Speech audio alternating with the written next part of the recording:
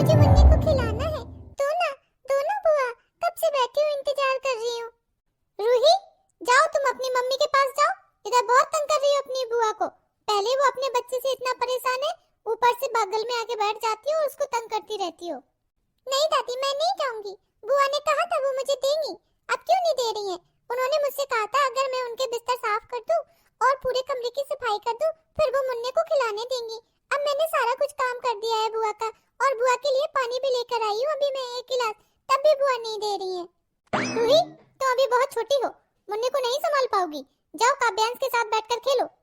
पर बुआ, मुझे तो मुन्ने के साथ खेलना है, मुन्ने को गोदी में लेना है एक बार।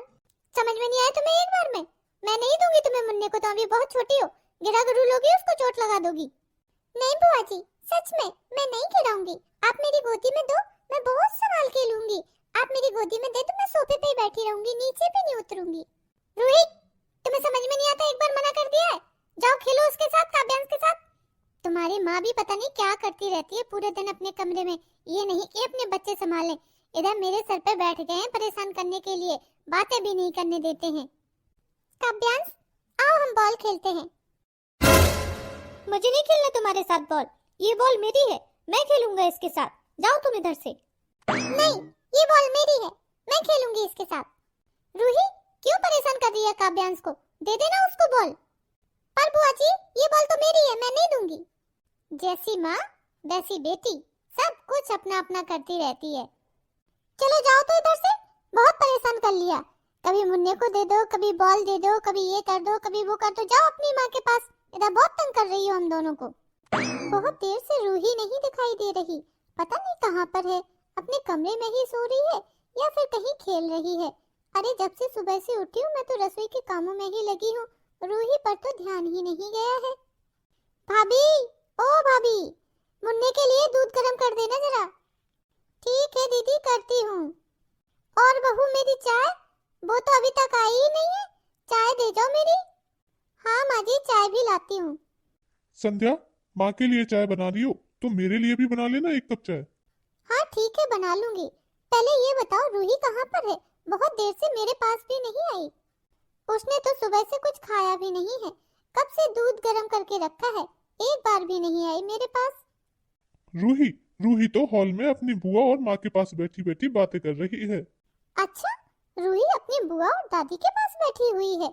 आज तो गजब हो गया है कि उसकी दादी और बुआ ने उसे अपने पास बिठा लिया। क्यों संध्या, तुम ऐसे क्यों कह रही हो? सच ही तो कह रही हूँ, रूही को तो वो लोग अपने कमरे में फटकने तक नहीं देते हैं, और कभी मेरी बच्ची उनके कमरे में चली भी जाए तो है कितनी सी, सारे काम करवाती है दीदी, और ऊपर से जो भी लाना है, पानी लाना है, दूध लाना है, मुन्ने के डायपर उठाना है, सारा काम रूही से ही करवाती है। आज पता नहीं कैसे बिठा लिया अपने पास खेलने के लिए, बगैर मतलब के तो कभी वो रूही को अपने पास फटकने भी नहीं देती।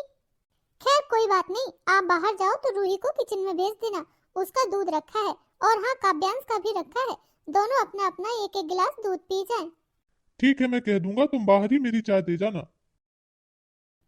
ये लो माँ जी आपकी चाय। लो। और दीदी ये लो मुन्ने की दूध की बोतल। हाँ लाओ, इतना टाइम लगा देती हो लाने में। बहू, आज तो हो गया तुम्हारा ये लेट लपेट काम, हम कुछ नहीं कह रहे हैं, लेकिन कल से इस बात का ध्यान रखना, समय से होने चाहिए सारे काम। देखो मेरी बेटी के छोटे छोटे बच्चे हैं 2, और पूरे 1 महीने की गर्मियों की छुट्टियां बिताने आई है वो इधर, तो सारे काम समय से कर लेना। और तुम्हें क्या है, तुम्हारी बेटी तो अब बड़ी हो गई है, तो उसके इतने काम तो तुम्हें करने नहीं पड़ते हैं। ठीक है माँ जी, कल से ध्यान रखूंगी। रूही, काव्यांश, तुम लोग जाओ, रसोई में दूध रखा है तुम लोगों का गिलास में, जाकर पी लो, सुबह से कुछ भी नहीं खाया है। मामी मुझे तो हलवा खाना है, मेरे लिए हलवा बना दो, दूध नहीं पीना है। हलवा? पर मैंने तो पोहा बना दिया है बेटा नाश्ते में, आज सब लोग पोहा खा लो, हलवा मैं कल बना लूंगी। क्यों बहू, मेरे पोते को हलवा आज खाना है तो कल क्यों बना लोगी? पोहा बन गया है तो क्या हो गया, उसका निकाल के रख दो 1 प्लेट, कोई भी खा लेगा, दोपहर के खाने में तुम ही खा लेना, जाओ उसके लिए हलवा बना दो। ठीक है। माँ एक बात बताओ, भाभी तो गर्मियों की छुट्टियों के लिए अपने मायके चली गई थी पूरे 1 महीने के लिए, फिर तुमने उन्हें बुलाया कैसे है? कैसे कैसे बुलाया? घर में ननद आ रही थी और वो आराम से अपने मायके में रहे और इधर आकर वो काम करे, ये शोभा देता है क्या? बोल दिया आ जाओ तो आ जाओ, बस इसीलिए आ गई। वैसे बहाने बनाने की खूब कोशिश करी थी, बोल रही थी तबीयत ठीक नहीं है, 4-6 दिन तो अभी लग जाएंगे। मैंने कहा तबीयत ठीक नहीं है तो कौन सा तुम्हारे मायके वाले डॉक्टर है? अरे इधर आकर दवाई खा लेना, ठीक हो जाओगी। मायके में ही ठीक होना है क्या? बड़े मुश्किल से आई है। क्यों रूही, एक बात पूछूं? हाँ बुआ जी पूछो। जब तुम्हारी मम्मी नानी के घर गई थी तो क्या बीमार हुई थी? रूही दूध पी जाओ अपना, इतना टाइम हो गया है। बुआ जी मैं जा रही हूँ, माँ बुला रही है मुझे दूध पीने के लिए। माँ इसने तो कुछ बताया ही नहीं, चली गई। हाँ हाँ, अपनी तरह अपनी बेटी को भी सिखा पढ़ा कर रखती है। चलो फटाफट से हलवा बना लेती हूँ, फिर खाने की तैयारी भी तो करनी है। वैसे ही इतनी गर्मी हो जाती है दोपहर में कि खाना बनाना रसोई में बहुत मुश्किल हो जाता है। सुबह के टाइम जितना काम निपटा लूँ उतना अच्छा है। माँ माँ मेरा दूध दे दो, और काव्यांश का दूध भी दे दो। बुआ ने कहा है मैं उसका गिलास बाहर ही पकड़ा जाऊं। अरे आ गई, ठीक है मैं अभी देती हूँ। माँ आप बीमार हो क्या? नहीं तो रूही बेटा, पर तुम ऐसे क्यों पूछ रही हो? वो बाहर बुआ पूछ रही थी कि तुम्हारी माँ जब नानी के घर गई थी तो बीमार थी क्या? मुझे तो पता ही नहीं था, इसीलिए मैंने पूछा। ये दीदी भी ना बच्चों से क्या क्या पूछती रहती है। अब इन्हें भरोसा ही नहीं हो रहा कि मेरी तबीयत मायके में खराब थी, फिर भी इन लोगों के बार बार फोन करने पर मुझे मायके से आना पड़ा। माँ बताओ ना, आपकी तबीयत खराब थी? हाँ बेटा, जब हम सब नानी के घर गए थे ना तो रास्ते में बहुत ज्यादा गर्मी थी, उसकी वजह से उल्टियाँ वगैरह होने लगी और बहुत दिनों तक पेट भी खराब रहा। पेट में इन्फेक्शन हो गया था शायद, इसी वजह से बीमार रही मैं उधर। अच्छा माँ, तभी आप उधर खाना नहीं खाती थी? अरे बहू, इधर काव्यांश का दूध दे जाओ, कब से बैठा है रसोई में। अपनी बेटी को ही दूध पिला दोगी क्या अकेले अकेले? ये माँ जी भी ना बिना ताना दिए मुझसे कोई बात बोल ही नहीं सकती है, हर बात में ताने मारती रहती है। उफ, कितनी गर्मी हो रही है। ये मई जून की गर्मियाँ भी ना सहन नहीं होती हैं, और ऊपर से रसोई में 3-3 घंटे खड़े होकर गर्मी में खाना बनाने से मेरी तो तबीयत ही खराब हो गई। एक तो पहले ही तबीयत ठीक नहीं थी, पेट का इन्फेक्शन ठीक भी नहीं हुआ था कि ऊपर से ये गर्मी में काम कर करके मुझे गर्मी भी बढ़ गई है, चक्कर से आने लगते हैं। जब से मेरी ननद और उनके बच्चे आए हैं तब से मेरा काम कुछ ज्यादा ही बढ़ गया है। अरे मैं तो सोच रही थी कि आराम से महीने भर के लिए अपने मायके जाऊंगी, उधर रहूंगी, लेकिन मुझे तो वापस बुला लिया गया और इतनी गर्मी में काम कर करके मेरी हालत खराब हो गई है। घर में कोई भी एक गिलास पानी भी अपने हाथ से लेकर नहीं पीता है, हर किसी के मुंह पर बस मेरा ही नाम रहता है।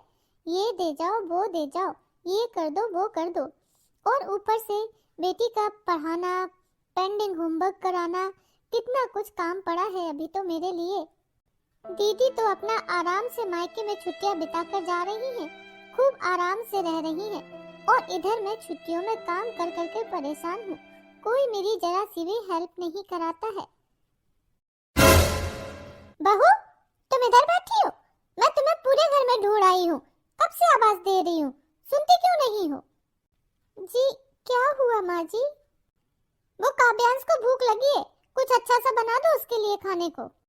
पर माँ जी मैंने तो खाना बना दिया है, काव्यांश खा लेगा।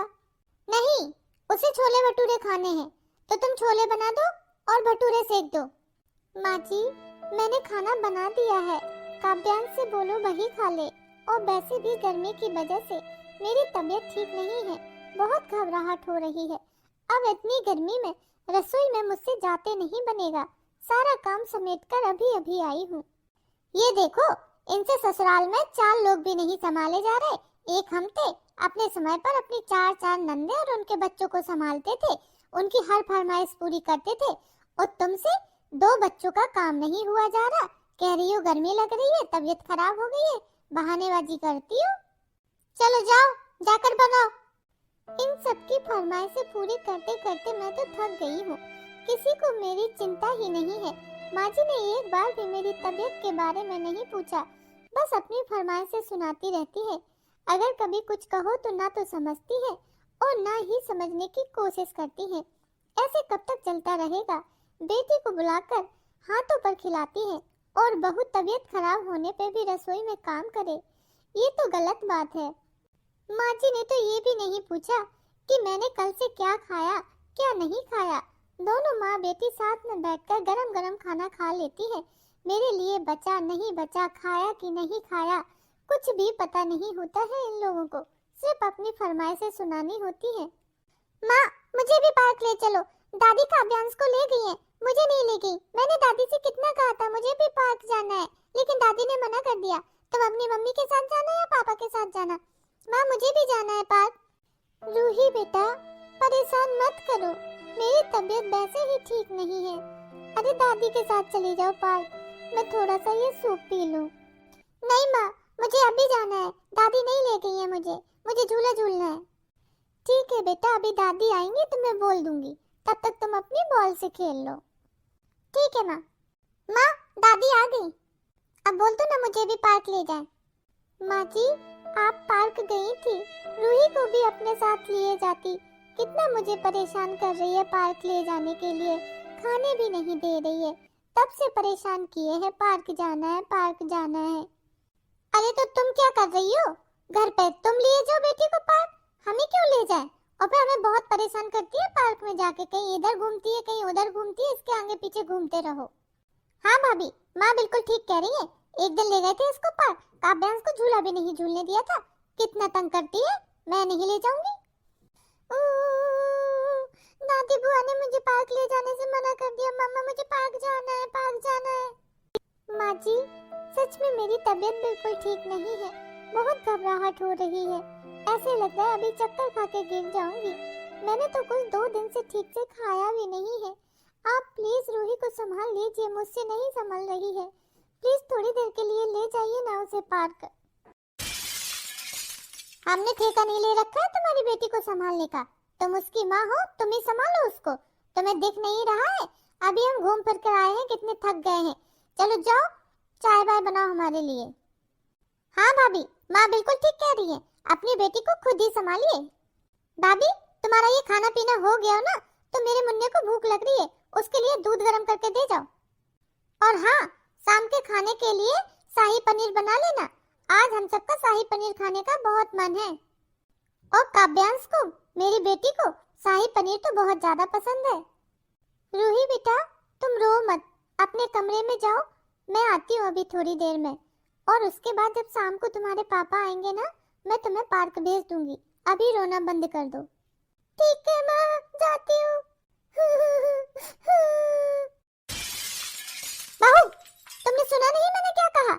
जाओ जाकर खाना बनाओ और पहले दूध गर्म करके दे जाओ। माँ जी, मैंने भी आपका ठेका नहीं ले रखा है। आपको और आपकी बेटी को शाही पनीर खानी है तो जाकर खुद बना लीजिए, मैं नहीं बना रही हूँ। जब आप मेरा छोटा सा काम नहीं कर सकती है, तो मैं आपके इतने सारे काम क्यों करूँ? क्या बहू, तुम्हारी इतनी हिम्मत जो मेरे काम के लिए मना कर रही हो? देख लो माँ, ये सब तुम्हारी ही ढील का नतीजा है, जो आज भाभी पलटकर तुम्हें इतना जवाब दे रही है। अगर तुमने भाभी की लगाम कस के रखी होती तो आज ये तुमसे ऐसे व्यवहार ना करती।